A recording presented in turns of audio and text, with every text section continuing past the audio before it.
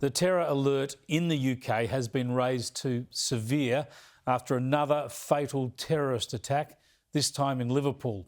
Only the intended suicide bomber was killed this time, thankfully, but it could have been much worse. We'll show you what happened, but a warning, it's pretty shocking stuff. The bomber took a taxi to a women's hospital, a maternity hospital, and as soon as he turned up, his bomb exploded. Shocking scenes. The bomber was killed, and incredibly, the taxi driver, David Perry, is seen escaping the cab. He's been hospitalised, but he's okay. Was the bomber intending to explode this device inside the hospital and accidentally discharged it early? We don't know yet. A maternity hospital. The horror, the utter depravity. Some of the bomber's associates have been arrested now after what was a suspected Islamist extremist attack, coming just a month after Conservative MP David Amess was stabbed to death in a terrorist murder. The threat level has been escalated, as I mentioned. JTAG are now increasing the United Kingdom's threat level from substantial to severe. And there's a reason for that, and that reason is because what we saw yesterday is the second incident in a month. There's a live investigation taking place right now. They all need the time, the space to do the work that they are doing in terms of investigating the incident.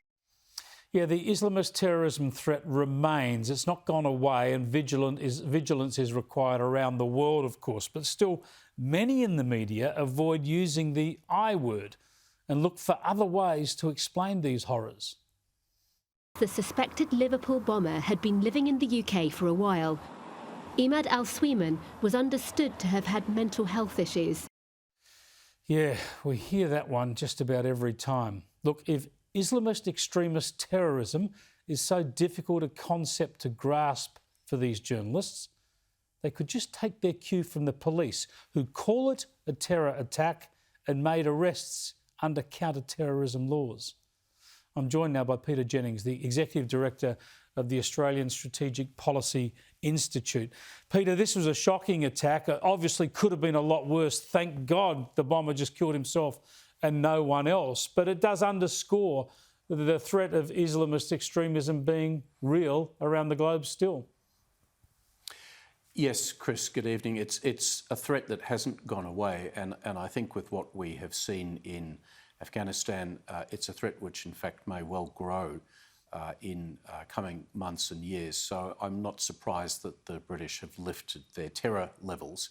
Severe basically means another attack is likely.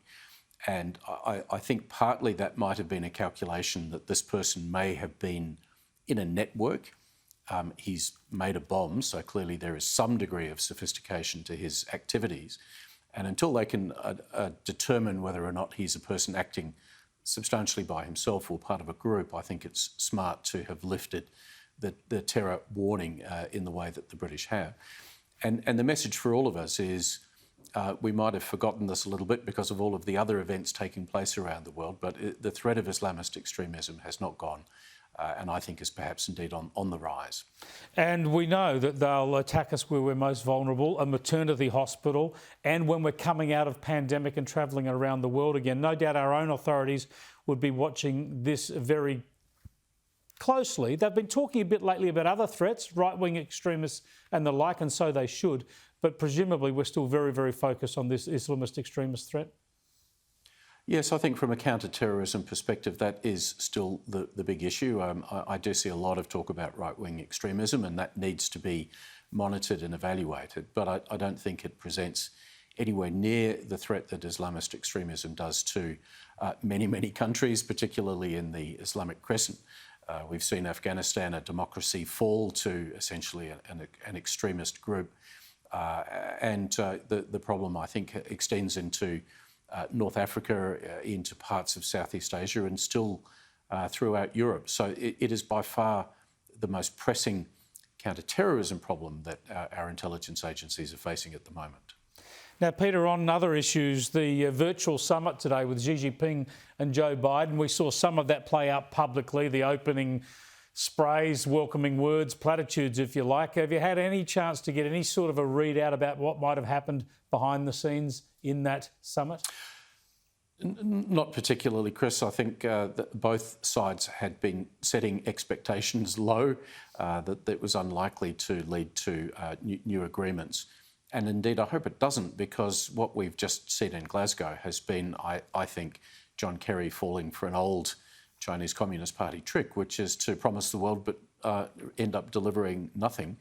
And it's the Americans in that Glasgow agreement who have made all the commitments to actually do things by specified dates. None of that on the Chinese side.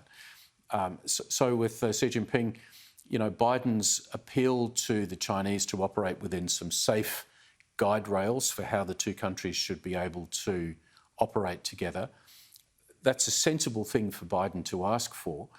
But the problem we have here, Chris, is that China is a country which is intent on blowing up all those guide rails internationally. It wants to break the international rules and impose its own order in place of that. And so I think the Biden experiment to reach out to Xi Jinping is likely to fail. And indeed, that it needs to, if America is not going to compromise to China's interests and is going to continue to protect American security interests.